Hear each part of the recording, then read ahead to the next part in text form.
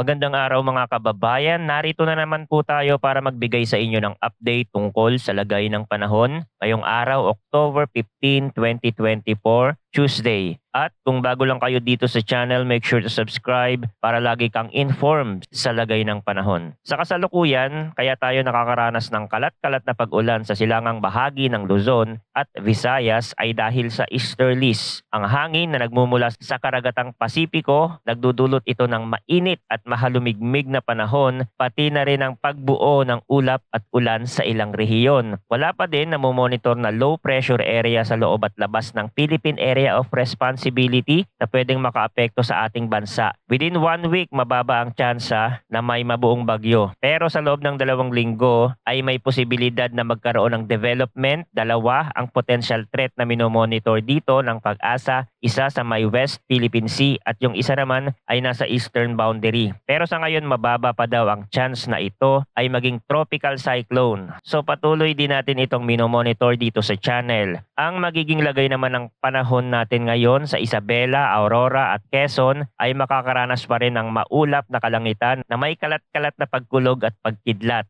dahil yan sa easterlies. Kaya panatilihin ang pag-iingat sa mga flash floods o pagguho ng lupa dahil sa katamtaman hanggang malakas na ulan. Sa Metro Manila naman at iba pang bahagi ng Luzon at silangang Visayas, bahagyang magiging maulap pa din ang kalangitan na may paminsan-minsang pag-ulan, pagkulog at pagkidlat. Dahil pa din yan sa easterlies. Iba pang bahagi ng bansa, ang magiging lagay ng panahon ay bahagyang maulap hanggang maulap ang kalangitan na may paminsan-minsang pag-ulan, pagkulog at pagkidlat. Dahil naman yan sa localized thunderstorm. Mag-ingat pa din sa posibleng flash flood o pagguho ng lupa sa mga lugar na tatamaan ng malakas na thunderstorm lalo na sa hapon o gabi. Lagay naman ang temperatura sa bansa. Dito sa Lawag maglalaro ang temperatura sa 25 to 32 degrees Celsius, Tugigaraw 24 to 32 degrees Celsius. Samantala dito sa Metro Manila ang magiging lagay ng temperatura ay maglalaro sa 25 to 32 degrees Celsius.